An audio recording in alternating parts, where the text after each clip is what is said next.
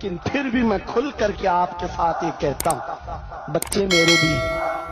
بیوی، خاندان میرا بھی، لیکن ایک چیز ستاتی ہے آج کہ اگر آج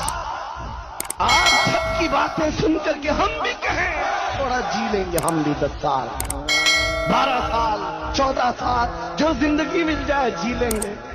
کیونکہ ان کو نہ بولیں گے تو چھوڑ دیں گے، آسانی سے رہنے دیں گے۔ لیکن ایک نقصان ہم دیکھ رہے ہیں، کل کو آنے والی نسلیں پوچھیں گی، کل کو آنے والی نسلیں پوچھیں گی، جب نبی کی شان میں کتے بھونکتے تھے ہمارے باپ دادا روٹیاں پھینکا کرتے تھے، ان کے دلوں میں کون سا ایمان ہوگا، ان کے دلوں میں کیسی بद्धی بھی آ جائے۔ لیکن میرے عزیزوں، زیادہ سے زیادہ کیا ہوگا؟ موت تو سب کی لکھی ہوئی ہے، میری بھی ہے، آپ کی بھی ہے، کسی دن بستر پر پاؤں رگڑ کر مر جائیں گے،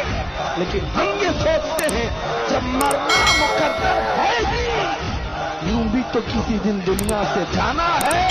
نبی پاک کا نام بلند کر کے جائیں گے، نسلیں اس بات کے لیے سینہ چوڑا کر کے کہیں گی، نہیں، سارے اگر کتے بھونک رہے تھے، میرا باپ میرا دادا نبی کی شان میں عصمت رسالت کے دفاع کے لیے تنہا کھڑا تھا یا علماء میں سے کوئی کھڑا تھا، ان کے فخر کے لیے اتنی بات کافی ہے اور ان کے ایمان کی حفاظت کے لیے اتنی بات کافی ہے۔